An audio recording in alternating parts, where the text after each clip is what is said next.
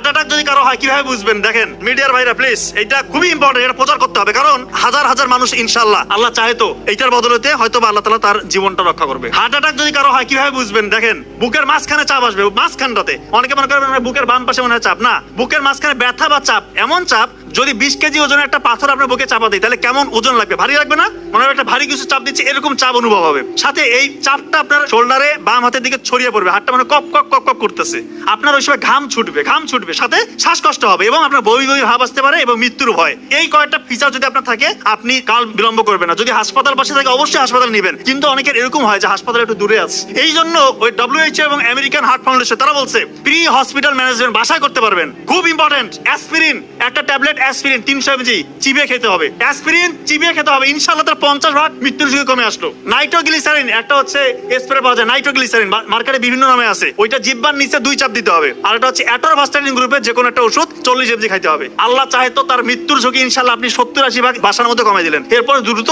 হাসপাতালে নিয়ে যেতে হবে।